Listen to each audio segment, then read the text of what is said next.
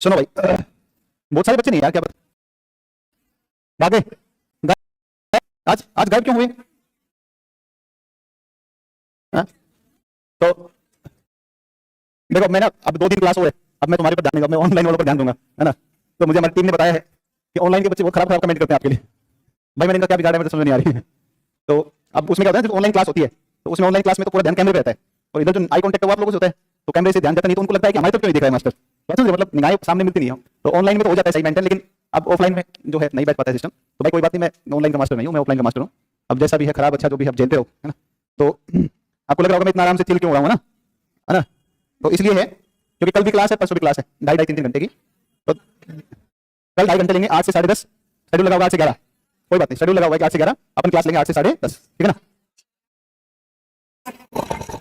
8 का मतलब 8 ही होता है, 8 का मतलब 8:30 नहीं होता है ना? सुबह में बेटा प्लीज बातें नहीं। तो कल क्लास लेंगे, अभी तो मैं यूरोप करवाता हूँ, इसलिए मेरे पास 1 घंटा टाइम आराम से करवाऊंगा यूरोप, है ना? तो यूरोप अभी पूरा कर लेंगे, और कल फिर जो है ना, कल के एक क्लास में निपटाएंगे किसको? तो कल निपटाएंगे एशिया को, और एक है बच गया अफ्रीका। अफ्रीका तो 1 घंटे में हो जाएगा, अफ्रीका छोटा ही है ना? तो कोई नहीं, कोशिश करेंगे कल एक मादीप कल करवा देंगे और एक मादीप आपका परसों, और इसी के साथ में तुम्हारा सिलेबस क्या हो जाएगा समाप्त। इसके अलावा कुछ रहेगा तो मैं ऑनलाइन में टारगेट दिमाग में रख के करवाता रहूंगा, ठीक है ना? कुछ बीच में यूट्यूब क्लास नहीं, यूट्यूब क्लास बंद नहीं करेंगे, यूट्यूब चलाते रहेंगे। यूट्यूब क्लास बंद नहीं करेंगे, संडे संडे छोड़ के। हाँ उसे मुझे भी अच्छा लगता है। एक बच्चे लिखेगी आप ऐसा क्यों बोल रहे हैं, हम लोग आपके स्टूडेंट नहीं है। नहीं मेरे स्टूडेंट कहाँ हो तुम लोग, मैं तो कभी आपको स्टूडेंट मानते नहीं हूँ, मैं तो आपको सिर्फ छोटे बहन भाई मानता हूँ ना। चाय पीना सेहत के लिए हानिकारक होता है। सुनो बच्चा, एक बार इस पे ध्यान दो सारे। यूरोप को कहते हैं प्रायद्वीपों का महाद्वीप, क्या कहते हैं? यूरोप को क्या कहते हैं? प्रायद्वीपों का महाद्वीप। देखो प्रायद्वीप वह स्थलखंड होता है, वह स्थलखंड होता है जो कि ऐसा स्थलखंड होता है जो कि आपका 3 ओर से जल से घिरा हो, 3 ओर से जल से घिरा। जैसे इसमें बहुत सारे ऐसे क्षेत्र हैं जो कि 3 ओर से जल से घिरे हैं, जैसे ये 3 ओर से पानी है, 3 ओर से पानी है, 3 ओर से पानी है, 3 ओर से पानी है, ऐसे ये तो छोटा सा मैप है। जब पूरे यूरोप आप देखोगे तो इसमें हजारों की संख्या में क्या पाए, सैकड़ों सैकड़ों क्या पाए जाते हैं प्रायद्वीप, इसलिए इसको बोलते हैं प्रायद्वीपों का महाद्वीप। विश्व में सबसे पहले औद्योगिक क्रांति की शुरुआत कहां से हुई? यूरोप से हुई, मतलब इंग्लैंड से हुई औद्योगिक क्रांति, इसलिए औद्योगिक क्रांति का जनक भी कौन कहलाता है? यूरोप कहलाता है। औद्योगिक क्रांति का जनक देखो ये कहलाता है, यहाँ पे मैंने लिख दिया है 3 ओर से जल से घिरा, क्या कहलाता है? प्रायद्वीप, ठीक है ना? जैसे ये आपका जो प्रायद्वीप है ये आपको दिखा है, इसको बोलते हैं अरब प्रायद्वीप। कौन सा प्रायद्वीप है? एक तरफ फारस की खाड़ी, एक तरफ अरब सागर, और एक तरफ कौन सा है? लाल सागर। 3 ओर से घिरा है। दुनिया का सबसे बड़ा प्रायद्वीप कौन सा है? अरब प्रायद्वीप, ये ध्यान रखना। जैसे भारतीय प्रायद्वीप है 3 ओर से अरब सागर, हिंद महासागर, बंगाल की खाड़ी, तो इसको बोलते हैं भारतीय प्रायद्वीप। तो प्रायद्वीप मतलब 3 ओर से पानी से घिरा। महासागर की जलधाराएं भी आपके नोट्स आ चुका है, ठीक है ना? और भी बहुत सारे नोट्स में इसमें अपलोड लगातार करता रहूं कंटिन्यूअस, पेपर तक हैंड रिटन नोट्स सारे मेरे जो हाथ के नोट्स से खुद के लिखे बोलते हो सारे डाल दूं, ठीक है ना? उसमें भले कुछ ना कुछ कंटेंट ज्यादा होगा कम नहीं होगा उसमें, ठीक है ना? तो उनको भी थोड़ा थोड़ा निकलवा लेना। ओवरऑल मुझे लगता है 150-200 रुपये खर्चा होगा तुम्हारा, कोई बात नहीं। फिर देखो आप अगला, अब इसमें आप स्थिति को समझो क्या क्या स्थितियां हैं। तो आप देखो यूरोप के पश्चिम में चलेंगे तो यहाँ पर आपको महासागर मिलता है अटलांटिक। कौन महासागर है? अटलांटिक। यूरोप के उत्तर में आप जाएंगे तो यहाँ पर आपको दिखता है आर्कटिक महासागर। कौन महासागर? आर्कटिक महासागर। आर्कटिक महासागर। देखो यहाँ पर जो देश है इसको हम कहते हैं नार्वे। कौन सा है? इस नार्वे के आसपास कौन सा है? नॉर्वेजियन सागर। कौन सा है? नॉर्वेजियन। देखो ये पड़ता है जिसको बोलते हैं स्वीडन, और ये पड़ता है कौन सा? फिनलैंड। स्वीडन और फिनलैंड के बीच में ये जो खाड़ी है इसको बोलते हैं बोथनिया की खाड़ी। कौन खाड़ी है? बोथनिया की खाड़ी। आप इसके नीचे देखोगे फिनलैंड के नीचे जो है इसको बोलते हैं फिनलैंड की खाड़ी। कौन सी खाड़ी है? फिनलैंड की खाड़ी। कौन सी खाड़ी है? फिनलैंड की खाड़ी। देखो यहाँ पे आपको देश दिखते हैं, एक का नाम है एस्टोनिया, एक का नाम है लैटविया, और एक का नाम है कौन सा? इसको बोलते हैं कौन सा? लिथुआनिया। कौन सा है? लिथुआनिया, है ना? इनको लोलैंड कंट्री कहते हैं, एस्टोनिया, लैटविया और लिथुआनिया। तो देखो यहाँ पर आपको दिख रहा है ये एस्टोनिया है, उस वाले 3 देशों को यहाँ बना एस्टोनिया, लैटविया और एक कौन सा आ गया? लिथुआनिया। एस्टोनिया हो गया, लैटविया हो गया और एक कौन सा हो गया? लिथुआनिया। ये लिथुआनिया हो गया। अब देखो ये जो लैटविया देश है, इस लैटविया की राजधानी का नाम है रीगा। कौन सी है? रीगा। और रीगा के साथ ये जो खाड़ी आपको दिख रही है ये वही खाड़ी, इसको कहते हैं रीगा की खाड़ी। कौन सी खाड़ी है? रीगा की खाड़ी। तो रीगा कैपिटल है किसकी? तो रीगा कैपिटल है लैटविया। किसकी है? लैटविया की है। और यहाँ पर इन देशों के बीच में यहाँ पर ये बाल्टिक कंट्री कहलाते हैं। कौन सी कंट्री कहलाते हैं? बाल्टिक, है ना? तो ये बाल्टिक कंट्री कहलाते हैं। बाल्टिक कंट्री एस्टोनिया, लैटविया और लिथुआनिया। तो इनके पश्चिम में स्वीडन और बाल्टिक कंट्री के बीच में सागर है, इसको बोलते हैं बाल्टिक सागर। कौन सा सागर है? बाल्टिक सागर। यहाँ पे आप आएंगे यहाँ देश कौन सा? जर्मनी। कौन सा है? जर्मनी। जर्मनी के बगल में फ्रांस, फ्रांस के बगल में स्पेन, स्पेन के बगल में पुर्तगाल। तो देखो जर्मनी, फ्रांस, स्पेन, पुर्तगाल, है ना? जर्मनी, फ्रांस, स्पेन, पुर्तगाल। देखो स्पेन और फ्रांस के बीच में यहाँ पर जो खाड़ी है इसको बोलते हैं बिस्के की खाड़ी। कौन खाड़ी है? बिस्के की खाड़ी। बिस्के की खाड़ी। देखो यहाँ पर 3 देश हैं, एक का नाम है इसको बोलते हैं स्कॉटलैंड, इसको बोलते हैं वेल्स और इसको बोलते हैं कौन सा? इंग्लैंड। कौन सा बोलते हैं? इंग्लैंड। इन तीनों को संयुक्त रूप से कहा जाता है ब्रिटेन। क्या कहा जाता है? ब्रिटेन, ग्रेट ब्रिटेन कहते हैं। इसमें आपको स्कॉटलैंड, वेल्स और इंग्लैंड, स्कॉटलैंड, वेल्स और इंग्लैंड। ये यहाँ पर पड़ता है उत्तरी। देखो ये आयरलैंड द्वीप है, इसके ऊपर ये वाला हिस्सा कहलाता है उत्तरी आयरलैंड, और ये नीचे कहता है आयरलैंड। ये आयरलैंड और ये कौन सा है? उत्तरी आयरलैंड। तो देखो अगर हम इस स्कॉटलैंड, इंग्लैंड और वेल्स इनके साथ में जोड़ दें उत्तरी आयरलैंड, नॉर्थ आयरलैंड, इनको जोड़ दें तो ये कहलाते हैं चारों मिलकर के यूनाइटेड किंगडम। तो आप या तो इसको ब्रिटेन कह दो या इसको आप इंग्लैंड कह दो। इंग्लैंड कहोगे तो इसका मतलब 1 देश है, ब्रिटेन कहोगे मतलब 3 देश है, और यूके कहोगे मतलब 4 देश। अलग समझ में। और इन इसके और फ्रांस के बीच में एक जल संधि इसको बोलते हैं डोवर। कौन सी संधि है? देखो इस फ्रांस के उत्तर में आपको जो सागर दिखता है इसका नाम उत्तरी सागर। कौन सा है? उत्तरी सागर। और फ्रांस के उत्तर पश्चिम में जो ये पानी दिखता है इसको बोलते हैं इंग्लिश चैनल। कौन सा है? English channel. और इंग्लिश चैनल को उत्तरी सागर से जल संधि जोड़ती है, इसका नाम है डोवर जल संधि। कौन सी है? डोवर जल संधि। ये बात समझ में कुछ आया समझ में? आपके पास में जो मानचित्र देखो ना, आपके पास में, हाँ बड़ा बहुत सुंदर मानचित्र है ना? देखो मानचित्र तो किताबों में बहुत सुंदर है, मानचित्र तो सबसे अच्छी कहां मिलेगी? किताब मिलेगी। और किताब से भी ज्यादा सुंदर मानचित्र मिलेंगे कहां पर? तो उससे सुंदर मिलेंगे मोबाइल में, गूगल पर मिलेंगे। लेकिन ये जो मानचित्र है ना, इसमें वो मिलेगा जो पेपर के लिए काम का है। बात समझे? तो इससे अच्छे मैप भले कितने मिल जाए, लेकिन इससे अच्छे नहीं होंगे वो तुम्हारे लिए, क्योंकि पेपर में काम का वो पढ़ना है ना अपने को, नहीं तो अपने को अच्छे मैप से क्या मतलब, पेपर कहाँ होना चाहिए काम का। तो ये जो नहीं, जो पॉइंट है वो सब टारगेट पॉइंट है, सब टारगेटेड पॉइंट है, टू द पॉइंट जो काम का है वही इसमें लिखा हुआ है, ठीक है। इस प्रकार से रीगा की खाड़ी बहुत महत्वपूर्ण है ना। और यूरोप के नीचे की तरफ आप देखो दक्षिण में, तो यूरोप के दक्षिण में एक महासागर सॉरी सागर है, इसका नाम है भूमध्य सागर, भूमध्य सागर। और यहाँ पर एक जल संधि है जिब्राल्टर, कौन सी है? जिब्राल्टर। जिब्राल्टर का एक फोर्ट है, उस जिब्राल्टर फोर्ट के नाम पर पड़ा है, इसका नाम जिब्राल्टर जल संधि। अफ्रीका पढ़ेंगे तो उसके बारे में चर्चा करें। तो उत्तर में लगता है आर्कटिक, दक्षिण में भूमध्य, पश्चिम में अटलांटिक, ठीक है ना। नॉर्वे के साथ में कौन सा सागर? नॉर्वेजियन। फ्रांस के ऊपर में उत्तरी सागर, उत्तर पश्चिम में इंग्लिश चैनल, पश्चिम में बिस्के की खाड़ी। इधर आपका लाइटविया के साथ में कौन सी? रीगा की खाड़ी। फिनलैंड के दक्षिण में फिनलैंड की खाड़ी। फिनलैंड और आपका स्वीडन के बीच में कौन सी है? बोथनिया की खाड़ी, बोथनिया की खाड़ी आएगी। और इस आपका स्वीडन और इस जो आपके बाल्टिक कंट्री के बीच में कौन सा है? बाल्टिक सागर। देखो इस तरफ आप फिर चलोगे तो यहाँ पर आपका ये वाला हिस्सा, ये फिर लग जाता है रूस। कौन लग जाता है? ये भाई साहब रूस। अरे बहुत विशाल है रूस। रूस की सीमा यहाँ पे बाल्टिक सागर तक लगती है। रूस की सीमा कहाँ तक लग रही है? बाल्टिक सीधी पहुंचे, आप समझ लो। यूएसएसआर नहीं, वर्तमान रूस। हाँ ये इससे अलग हुए थे सब, ये यूएसएसआर के बाद थे। 15 कंट्री टोटल पढ़ाएंगे आपको 15 कंट्री कौन कौन बनी थी यूएसएसआर से, उसको पढ़ाएंगे। एशिया में पढ़ेंगे उसको। तो देखो यहाँ तक लगती है, अटलांटिक महासागर से लगता है, आर्कटिक से लगता है, प्रशांत महासागर से लगता है, पूरा आर पार है। एशिया और यूरोप के आर पार किसका विस्तार है? रूस का। रूस का वह भाग जो एशिया में है उसको साइबेरिया कहते हैं। रूस का एशियाई विस्तार क्या कहलाता है? साइबेरिया। रूस का एशियाई विस्तार साइबेरिया, ठीक है, साइबेरिया कहलाता है। तो चलो ये तो बात है यहाँ पर खाड़ियों की है और सागरों की बात है। आइसलैंड, इस पर बहुत सारे ज्वालामुखी मिलते हैं और इसको कहते हैं आग की लपटों का देश। क्या कहते हैं? आग की लपटों का देश, आग की लपटों का देश कहते हैं। नेक्स्ट आप देखो डोवर जल संधि। देखो इसके बारे में पढ़ो एक बार, अपने नोट्स में है ना सबके पास में? नहीं नोट्स तुम्हारे पास लाने चाहिए नोट्स। एक बार देखो इसके बारे में क्या लिखा हुआ।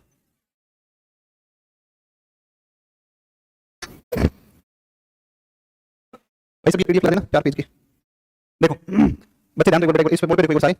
ये इंग्लैंड हो गया और ये कौन हो गया? फ्रांस। इसके बीच जल संधि कौन सी है? डोवर। उत्तरी सागर को किससे जोड़ती है? English channel. उत्तरी सागर को इंग्लिश चैनल। अब देखो इसमें क्या लिखा है? इंग्लिश चैनल को उत्तरी सागर से जोड़ती है, जो कि इंग्लैंड और फ्रांस के बीच में स्थित है। भाई इन दोनों को जोड़ती है, इंग्लैंड फ्रांस के बीच में स्थित है। इंग्लिश चैनल को तैरकर पार करने वाली पहली भारतीय नहीं, पहली एशियाई जो भारतीय महिला थी, आरती शाह। हिंदू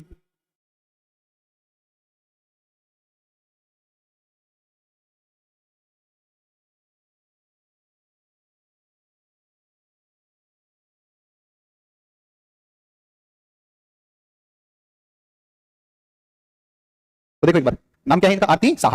आरती शाह प्रथम एशियाई महिला है, भारत की थी, जिन्होंने पहली बार इंग्लिश चैनल को तैर के पार किया। इसलिए ध्यान रखना, हिंदुस्तान की जल परी कौन कहलाती है? आरती शाह।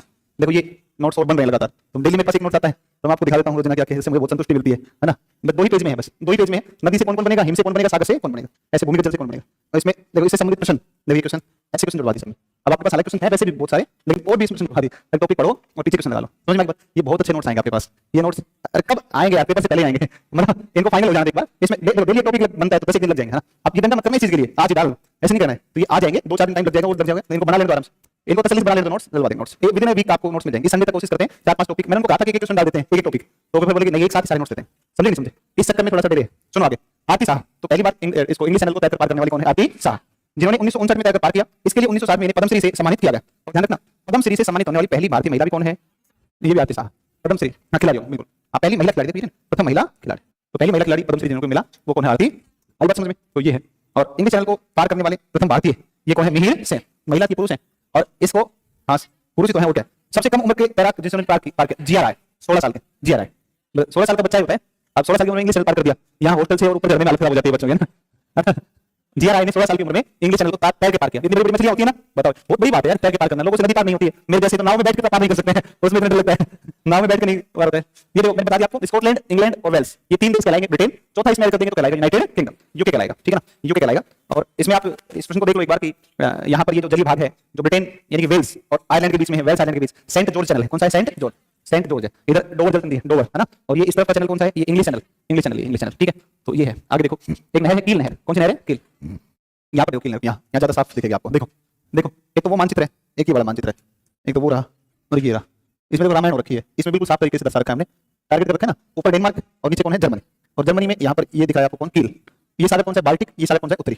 तो कील नहर का बड़ा सामान्य प्रश्न आता है कि कील नहर किनको जोड़ती है? तो उत्तरी सागर को बाल्टिक सागर, उत्तरी सागर को बाल्टिक सागर से। तो देखो जर्मनी में है, किस देश में है? जर्मनी। 99 किलोमीटर लंबी है, 99 किलोमीटर लंबी है, जर्मनी देश में है, उत्तरी सागर को बाल्टिक सागर से जोड़ती है। 1998 में इसका निर्माण किया गया।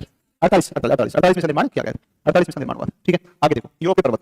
यूरोप के अंदर जो पर्वत है उनमें एक पर्वत है जिसका नाम है कौन सा? इसका नाम यूराल। कौन पर्वत है? देखो यहाँ पर अगर मोटी मोटी सी लोकेशन आप समझ रहे हो तो थोड़ा सा एक बार देखना कि यहाँ पर एक पर्वत पड़ता है यूराल। यूराल पर्वत सीमा है एशिया और यूरोप के बीच, दोनों के बीच में। इससे नदी निकलती है, इसको बोलते हैं यूराल नदी। और जिस सागर में गिरती है इसका नाम है कैस्पियन सागर। कैस्पियन सागर की इस तरफ आएंगे तो कौन सा सागर है? काला सागर। काला सागर के ऊपर अजोव सागर, मारमरा सागर, और नीचे कौन सा सागर है? भूमध्य सागर। और इस काला सागर और इस कैस्पियन के बीच में पर्वत है, इसको बोलते हैं कॉकेसस। कौन सा है? कॉकेसस। इसी में चोटी है माउंट एल्ब्रस। कौन सी चोटी है? माउंट रूस के अंदर, जो कि माउंट एल्ब्रस यूरोप की सबसे ऊंची चोटी।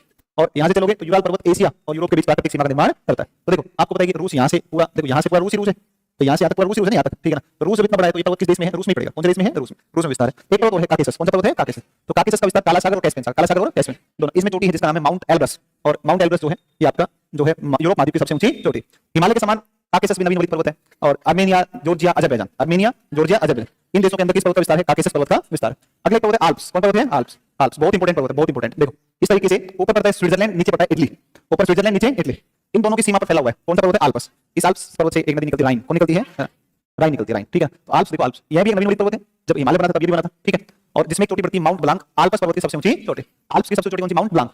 और यूरोप की सबसे ऊंची कौन सी? एल्ब्रस। यूरोप की सबसे कौन सी है? एल्ब्रस। एल्ब्रस चोटी। आल्प्स पर्वत फ्रांस जर्मनी के बीच, किसकी? France Germany, Germany Switzerland, Germany Switzerland, Switzerland और इटली, स्विट्जरलैंड और इटली, इनके बीच का बनाता है प्राकृतिक सीमा बनाता है, इन देशों की सीमा बनाता है। एक पर्वत पड़ता है पेनिज। कौन सा पर्वत है? पेनिज। पेनिज जो पर्वत है, पेनिज, ये पेनिज पर्वत आपका देखो इस तरफ पड़ता है आपका फ्रांस, और इस तरफ पड़ता है स्पेन। इन स्पेन और फ्रांस की सीमा पर यहाँ एक पर्वत है, इसको बोलते हैं कौन सा? पेनिज। और स्पेन में और पुर्तगाल में एक पर्वत, एक पठार फैला हुआ है, इस पठार को कहते हैं मेसेटा। कौन सा बोलते हैं? मेसेटा। तो ये प्रश्न आता है मेसेटा का पठार किस देश में स्थित है? तो मेसेटा कहां पर है? ये मुख्य रूप से स्पेन में है, थोड़ा बहुत विस्तार इसका कहां पर भी है? पुर्तगाल में भी मिलता है, पुर्तगाल में भी विस्तार मिलता है मेसेटा का पठार, ठीक है ना। तो पेनिज पर्वत आपका हो गया फ्रांस और स्पेन की सीमा पर हो गया, नवीन बलित पर्वत है। स्पेन और पुर्तगाल देशों में कौन सा पठार फैला हुआ है? मेसेटा का पठार फैला है। अगला है जिसको बोलते हैं एपिनाइन। कौन सा है? एपिनाइन। एपिनाइन ये किस देश में है? इटली। एपिनाइन किस में है? एपिनाइन किस में है? इटली। एपिनाइन कहां है? इटली में। ठीक है। P9 कहां पर? ब्रिटेन। कहां पर है? ब्रिटेन। AP9 कहां पर है? इटली। और P9 कहां पर है? ब्रिटेन। P9 कहां पर है? ब्रिटेन। जर्मनी में एक पर्वत है ब्लैक फॉरेस्ट। कौन सा है? Black forest. इसी ब्लैक फॉरेस्ट से डेन्यूब नदी निकलती है। कौन निकलती है? डेन्यूब। दुनिया में सर्वाधिक देशों से जो नदी बहती है उसका नाम डेन्यूब है। दुनिया में सर्वाधिक देशों से बहने वाली कौन है? डेन्यूब। डेन्यूब नदी बहती है। एक पर्वत पड़ता है होल्ज। कौन सा पर्वत है? होल्ज। ये जर्मनी और फ्रांस, जर्मनी और फ्रांस। कैम्ब्रियन पर्वत ब्रिटेन। कैम्ब्रियन पर्वत कहां पर है? ब्रिटेन। एक पड़ता है जर्मनी में वॉसजेज। कौन सा है? वॉसजेज। जर्मनी में वॉसजेज, देखो वॉसजेज जय, इसे कौन है? जय, और जैसे बनता है जर्मन। तो वॉसजेज कहां पर है? जर्मन। वॉसजेज कहां पर है? जर्मन। एक पड़ता है जोलेन। कौन सा पड़ता है? जोलेन। और एक पड़ता है स्कैंडिनेविया। कौन सा है? स्कैंडिनेविया। जोलेन और स्कैंडिनेविया, जोलेन और स्कैंडिनेविया। देखो यहां पर पड़ता है जोलेन। कौन सा पड़ता है? जोलेन। और यहां पर पड़ता है स्कैंडिनेविया। तो ये तो ऊपर नॉर्वे में है, और ये आपका स्कैंडिनेविया नॉर्वे में भी है, स्वीडन में भी है और फिनलैंड में भी। तो नॉर्वे, स्वीडन, फिनलैंड में कौन सा पड़ता है? स्कैंडिनेविया। और खाली नॉर्वे में कौन पड़ता है? जोलेन। और देखो इस जोलेन पर्वत से ग्लेशियर चलते हैं यहाँ नीचे। देखो यहाँ पर सागर कौन सा? नार्वेजियन सागर। देखो यहाँ से ग्लेशियर चलते हैं, और ग्लेशियर या हिमानी, हिमनद क्या होता है? बहता हुआ हिम, बहता हुआ हिम। बहते हिम को क्या कहते हैं? हिमानी। बहता हिम क्या कहलाता है? हिमानी। तो बहते हिम को हिमानी कहते हैं जो अपने। तो आप इस बात को ऐसे समझो कि जब इस पर्वत से, जोलेन पर्वत से हिमानी ऐसे नीचे उतर के जाएगा, हिमानी नीचे चलेगा, तो वो गहरी गहरी घाटी का कर देगा निर्माण, और खूब सारी कट बना देगा, काट देगा पूरा तट को, क्या कर देगा? काट देगा पूरा तट को, काट देगा। इसलिए आप देखोगे दुनिया में जो दंतुरी तट है उनमें, दंतुरी तटों में कौन आता है? नॉर्वे का तट। इस प्रकार का जो कटा फटा तट होता है उसको बोलते हैं फियोर्ड। क्या बोलते हैं? फियोर्ड। हिमानी के द्वारा तटीय भागों में कटाव करके, अपरदन करके और गहरी घाटियां बनाई जाती है, और उन्हीं गहरी घाटियों को, कटी फटी घाटियां जो होती हैं आपको दिखती है, उनको क्या कहते हैं? फियोर्ड कहते हैं। दंतुरी दांत होता है ना कटा फटा के पीछे, तो वैसे ही जो कटे फटे तट होते हैं तटों के ऊपर, जो हिमानियों के द्वारा बनाए जाते हैं, उनको कहते हैं फियोर्ड। क्या कहते हैं? फियोर्ड। और फियोर्ड तटों का देश कहलाता है नॉर्वे। कौन कहलाता है? ऐसा आपने दक्षिण अमेरिका का भी मानचित्र देखा हो, तो दक्षिण अमेरिका के मानचित्र में वैसे कटे फटे तट मिलते हैं, और ऐसे कहां पर मिलते हैं? नॉर्वे के अंदर मिलते हैं। तो फियोर्ड तटों का देश कौन सा है? नॉर्वे। नॉर्वे। यहाँ आइसलैंड, आग की लपटों का देश। कौन सा देश है? आग की लपट, ज्वालामुखी उपस्थिति के कारण। और फिनलैंड, हजारों झीलों का देश। किसका देश है? हजारों झीलों। सबके यहाँ पर झील है, हर देश के पास अपनी झील होती है। अपने घर में खुद के पास झील, अपने अपना खुद का तालाब। अपने बच्चे नहाने जाएंगे तो अपने तालाब में नहाएंगे, कहीं नहीं। अपनी भैंस आ जाएगी वहीं जाएगी, अपनी गाय पानी पिएगी अपने तालाब में पिएगी। अब समझो इसका मतलब है कि कितना डेवलप होगा, कितनी कम पॉपुलेशन होगी, है ना। जमीन खूब लोगों के पास में है कि नहीं। और यहाँ पर, यहाँ मार हो जाए भाई साहब, 2 इंच जमीन इधर हो जाए, 2 इंच मार हो जाए, मार नहीं होता है। सुनो, अब हमारे परिवार में एक बाबा लगता है हमारा, वो इतना, मतलब वो इतना हरामी आदमी है ना, जिसकी कोई मजाक नहीं कर रहा हूँ। वो इतना गया बिता आदमी है, मैंने उससे निकृष्ट व्यक्ति अपने जीवन में कभी नहीं देखा। उससे निकृष्ट व्यक्ति अपने जीवन में कभी नहीं देखा। इतना, मतलब जिसको बोलते हैं लेवल का घटिया आदमी, उस लेवल का घटिया आदमी, मतलब वैसा आदमी मुझे जीवन में कभी मिल ही नहीं सकता है, इतना गया हुआ व्यक्ति हो। तो जो पड़ोस में उनकी जिनसे दीवार लगती थी, उनके घर के उन्होंने मकान बनाया तो लिपाई कर रहे थे, तो भाई साहब लिपाई नहीं करने थे उनको, सच में लिपाई नहीं करने थे उनको। आप प्लास्टर जो होता है, ये होता है, ये वाला, ये नहीं करने थे। क्यों? कारण मेरी 1 इंच जमीन चली जाएगी। मैं कहानी नहीं बता रहा हूँ, सीरियसली बता रहा हूँ आपको। मैंने देखा यार उसको, मैंने यार इससे भी घटिया कोई हो सकता है क्या? बताओ, मतलब आप समझो एक बार एक प्लास्टर कितना जमीन खरीद वो ले लेगा, बताओ। वो भी लेवल के थे तगड़े वाले।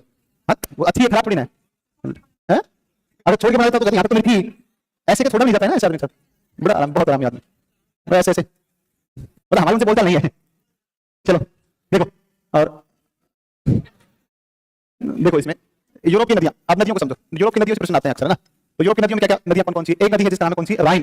कौन नदी है? सुनो भाई, ध्यान से सुनो एक बार, राइन नदी की कहानी सुनो। ये पर्वत है जिसका नाम है आल्प्स। कौन सा पर्वत है? आल्प्स से निकलेगी, उत्तर की ओर प्रवाहित होती हुई, उत्तर की ओर बहती हुई और गिरेगी कहां पर जाकर? उत्तरी सागर। उत्तरी सागर में गिरेगी ये नदी, ठीक है, उत्तरी सागर में गिरेगी, ठीक है साहब। यह विश्व में सर्वाधिक व्यस्त जलमार्ग की नदी। लेकिन यहाँ पे एक गड़बड़ एरर हो गया, इसमें गलती से लिखा गया दूसरी, उसको करेक्शन कर लो। विश्व की सबसे व्यस्त जलमार्ग की नदी, विश्व की सबसे अधिक व्यस्त जलमार्ग की नदी, विश्व की सर्वाधिक व्यस्त जलमार्ग वाली नदी, विश्व की सबसे व्यस्त जलमार्ग की नदी है। देखो राइन आल्प्स से निकलती है। आल्प्स पर्वत में स्विट्जरलैंड से क्या होता है इसका उद्गम, और नीदरलैंड देश होता है, नीदरलैंड। इस नीदरलैंड देश में अपना क्या बनाती है ये? मोहाना। और इसके मोहाने पर एक बंदरगाह पड़ता है, उसका नाम है कौन सा? रोटरडम। कौन बंदरगाह है? रोटरडम बंदरगाह। नदी का मोहाना है रोटरडम बंदरगाह। इसी नीदरलैंड का पूरा नाम क्या है? होलैंड। ब्रंस घाटी से बहती है, कहां से बहती है? ब्रंस घाटी में कोयला पाया जाता है। क्या पाया जाता है? कोयला। 5 देशों का व्यापार इससे होता है। एक व्यापार करता है स्विट्जरलैंड, फ्रांस, जर्मनी, बेल्जियम और नीदरलैंड। देखो एक नगर पड़ता है स्विट्जरलैंड का, उसको बोलते हैं बेसल। कौन सा नगर है? और रोटरडम किसका है? नीदरलैंड का अरे रोटरडम किसका है? नीदरलैंड। यहाँ तक लगभग 700 किलोमीटर लंबी है और परिवहन के योग्य है। राइन के मुहाने पर स्थित रोटरडम बंदरगाह को यूरोप पोर्ट की संज्ञा दी जाती है क्योंकि सर्दियों के दौरान गल्फ स्ट्रीम जलधारा के कारण इस पर बर्फ नहीं जमती है और इससे वर्ष भर क्या होता है? व्यापार। देखो मैंने बताया था ना आपको, गल्फ स्ट्रीम बता दिया था आपको। स्विट्जरलैंड एक छोटा सा देश है, बहुत छोटा देश है, लिंचेनस्टाइन। कौन सा देश है? लिंचेनस्टाइन।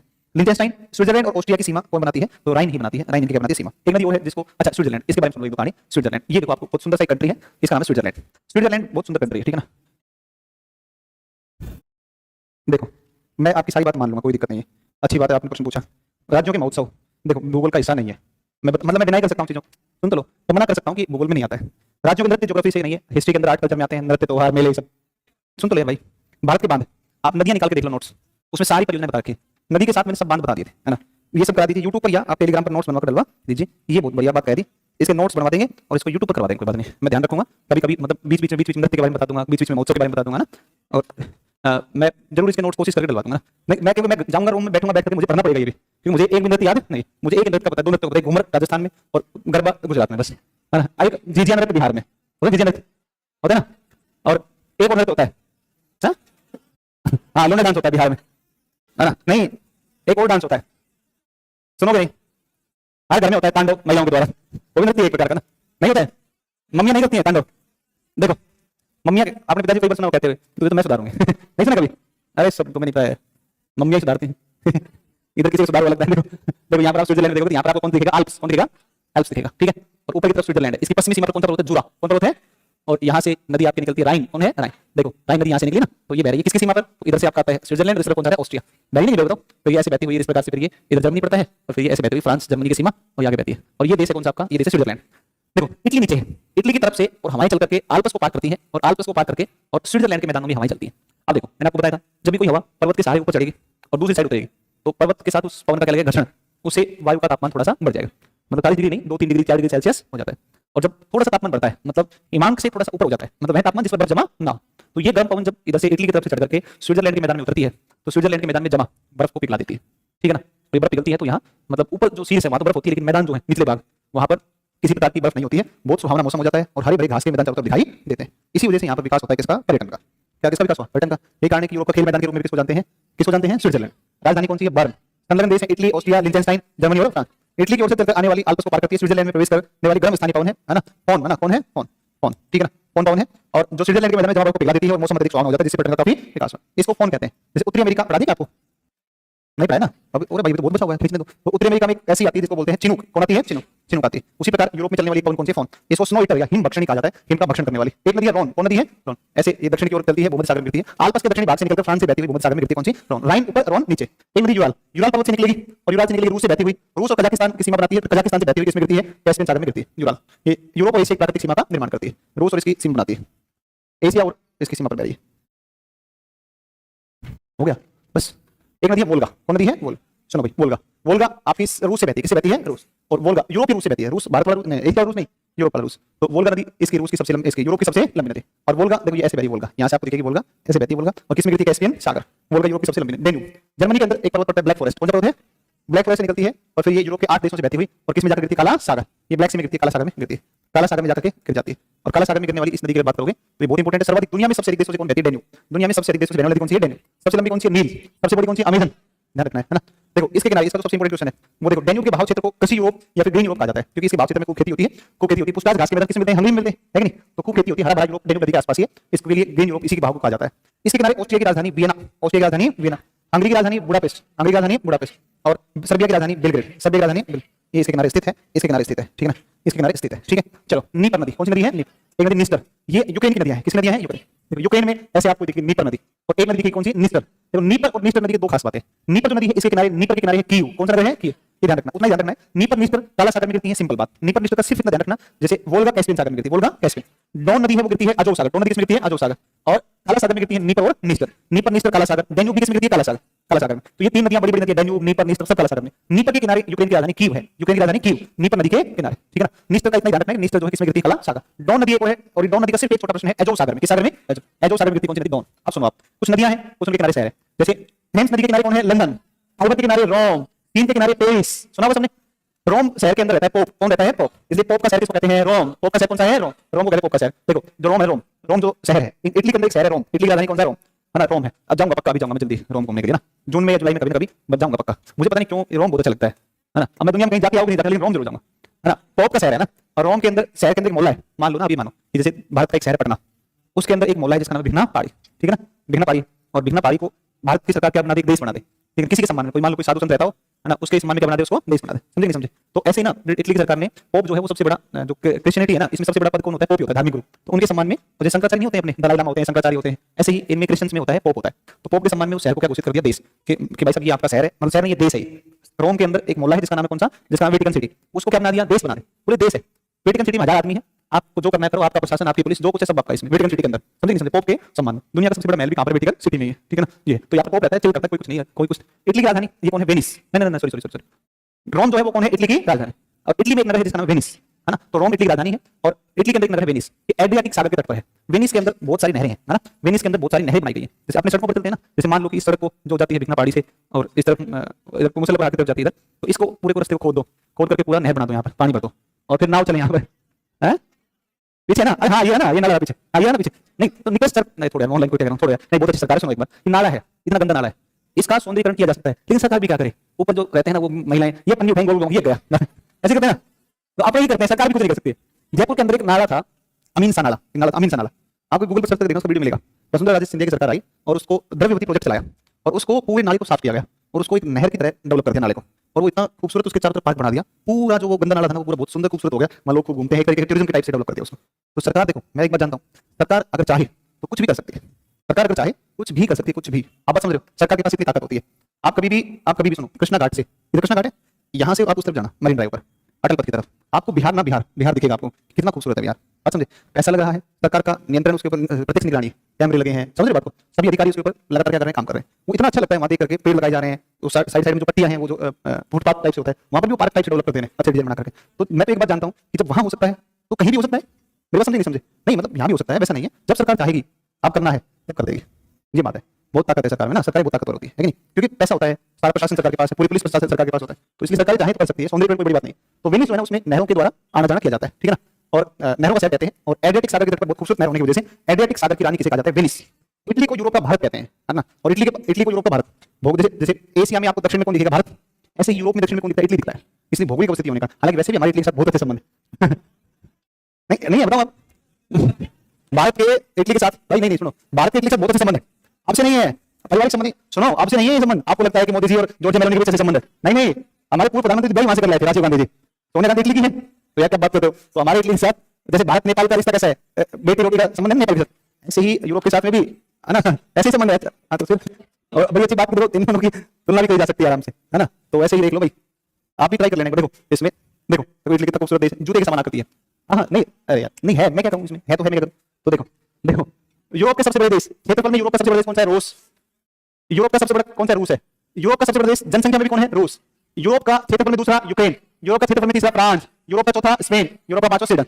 याद तुमसे भी नहीं होंगे, है ना, मुझे भी याद नहीं जाते हैं, है ना, तो ज्यादा रटने पढ़ने की जरूरत नहीं, इसमें कम से कम 3 याद रहे, रूस यूक्रेन और फ्रांस। ये रूस यूक्रेन फ्रांस 3 बड़े देश है किसके, यूरोप के, ठीक है ना, रूस यूक्रेन और फ्रांस। जनसंख्या में रूस जर्मनी और फ्रांस, रूस जर्मनी और फ्रांस, रूस जर्मनी और फ्रांस। विश्व के सबसे छोटे देश, यूरोप नहीं विश्व के, तो विश्व में सबसे छोटा देश कौन सा है, वेटिकन सिटी है। फिर मोनाको, कौन सा है, मोनाको, फिर मोनाको इटली है, तो इटली में ही पड़ता है तुम्हारा वेटिकन सिटी, और यहीं पर पड़ता है कौन सा, मोनाको, भूमध्य सागर के तट पर है मोनाको, फ्रांस के साथ में लग रहा है। एक पड़ता है नॉर्वे, नॉर्वे पता है आपको, ओसेनिया में सबसे छोटा देश कौन सा, नॉर्वे है, विश्व का निकट स्थित बताई मैंने आपको। और एक तुवालू, ये भी ओसेनिया के अंदर, ये दोनों के नाम आए थे, ये दोनों ओसेनिया के, ठीक है। वेटिकन सिटी का क्षेत्रफल मात्र 0.44, मतलब आधा किलोमीटर भी नहीं है, समझे नहीं समझे, हाँ इतना छोटा है, वो क्या है। फिर देखो फ्रांस, सुनो बच्चा सुनो, फ्रांस को कहते हैं किसानों का देश। फ्रांस की राजधानी है पेरिस, पेरिस में एफिल टावर, पेरिस को कहते हैं फैशन नगरी। ऐसा मानते हैं कि जब भी दुनिया में किसी नई फैशन की शुरुआत होती है तो वो शुरुआत सबसे पहले कहां से होती है, फ्रांस, और फ्रांस में कहां से, पेरिस। मतलब आज कोई आदमी अगर आपको देखते हो ना, बॉलीवुड के जो ये एक्टर हैं, ये इतने गंदे गंदे कपड़े पहन के लगता है कि ये क्या पहन रखा है, ये देखते हो ना, जैसे बोले जैसे फटा हुआ पहन आया है, कुछ पहन आया है, लड़के पहनती पलाजो पहनते हैं, क्या कहते हैं जो है, अरे आते हैं ना इस तरीके से कुछ अजीब अजीब प्रकार के कपड़े दिखे ना, तो जब भी कोई हीरो कोई एक्टर जो है वो जब भी कोई वैसे कपड़े पहन के दिखे तो अजीब लगे, तो मानना को फैशन कहां चल रहा होगा फिलहाल, तो वहां पेरिस में क्या ट्रेंड में होगा, तब वो वहां से कॉपी करके यहाँ पहनते हैं, समझे नहीं समझे, ऐसा होता है, ठीक है। और जब वहां कोई फैशन पुराना हो लेता है तब जाके भारत में फैशन पहुंचता है आम लोगों तक, समझे नहीं समझे। आपने तो भी नहीं पहन सकते हैं, है कि नहीं। तो फैशन नगरी कौन सा है, पेरिस, है ना, पेरिस में एफिल टावर है। फ्रांस की राजधानी कौन है, पेरिस। फ्रांस को कहा जाता है किसानों का देश, किसका देश। यहाँ पर लड़कियां बहुत सुंदर सुंदर है, ओ ये देखो, अरे देख इसकी शक्ल देखो, इसकी सॉरी ऐसे हो अब भाग जाएगा फ्रांस। सुंदर लड़कियां मिलती हैं। सुनो, दुनिया में सबसे ज्यादा शराब उत्पादन कौन करता है, फ्रांस। शराब के उत्पादन किसका पहला स्थान है, फ्रांस। और शराब के उपभोग में भी पहला स्थान किसका है, फ्रांस। मतलब खूब बनाते हैं, खूब पीते हैं।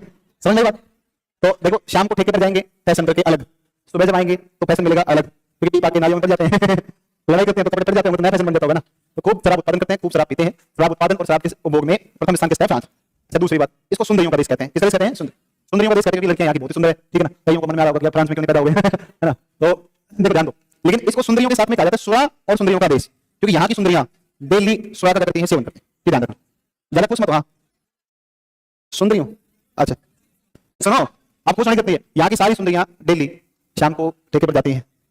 हाँ मजाक नहीं कर रहा हूँ, ठेके पर जाती हैं, अधिकांश तो देसी पीती हैं और पी करके और फिर नालियों में पड़ जाती है जाकर। तो वह पापा आता है, परी कहाँ गई, शाम को निकली थी पता चलता है उसी परी वहां सारी परी उसकी वहां परी उसकी वहां परी।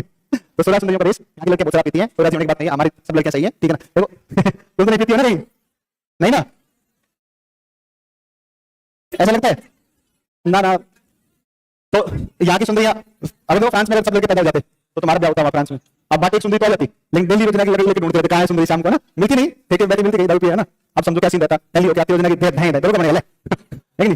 तो कुल मिलाकर 16 सुंदरियों का देश कौन सा कहता है? फ्रांस। तो ये फ्रांस की कहानी है। और आप भाई देखो इसमें छोटे छोटे पॉइंट और देख लो। Belgium cockpit of Europe, Europe का अखाड़ा, बहुत सारी लड़ाई यहाँ पर लड़ी गई है बेल्जियम में। फिनलैंड हजारों जिलों का देश। देखो रात्रि को चूंकि सूर्य उत्तरायण होता है तो ध्रुव के नजदीक होने की वजह से यहाँ पर सूर्य की प्रकाश रात को दिखाई देता है। आज रात्रि सूर्य का देश कौन सा है? नार्वे। प्योर का देश कौन सा है? नार्वे। सर्वाधिक नार्वे में विद्युत उत्पादन की संभावना। नार्वे में क्यों है? क्योंकि जोलिन पर्वत है और पर्वत से नीचे जो नदियां जाती हैं तो उनके ऊपर आप अधिक से अधिक क्या कर सकते हैं? उत्पादन का विद्युत उत्पादन कर सकते हैं। देखो बेल्जियम, नीदरलैंड और लग्जमबर्ग, ये निम्न भूमि के देश। बेल्जियम, लग्जमबर्ग और कौन सा? नीदरलैंड। इन्होंने समुद्र की जमीन को बाहर निकाल लिया, डैम बनाया ऐसे, अंदर जो पानी था उसको निकाल के फेंक दिया वापस, और जो समुद्र की भूमि थी उसको बाहर निकाल के लिया है। निम्न भूमि की लो लैंड कंट्री। तो ये लो लैंड कंट्री है कौन? बेल्जियम, नीदरलैंड और लग्जमबर्ग। उस पे खेती करते हैं, देखो कितने एडवांस है। नीदरलैंड, नीदरलैंड भी ये देश, एक बेल्जियम, नीदरलैंड और कौन सा है? लग्जमबर्ग। नीदरलैंड ट्यूलिप फूलों के लिए फेमस कौन सा है? ये कौन सा है? नीदरलैंड। नीदरलैंड। तो ये कुल मिलाकर आपकी बातें हैं। और पुर्तगाल की राजधानी कौन सी? लिस्बन। पुर्तगाल की राजधानी कौन सी है? लिस्बन। ध्यान रखना आप, ठीक है ना। तो याद रखिए बातें। वैसे तो 7 मिनट बाकी है, हम शुरू क्यों खड़ा हो रहे हैं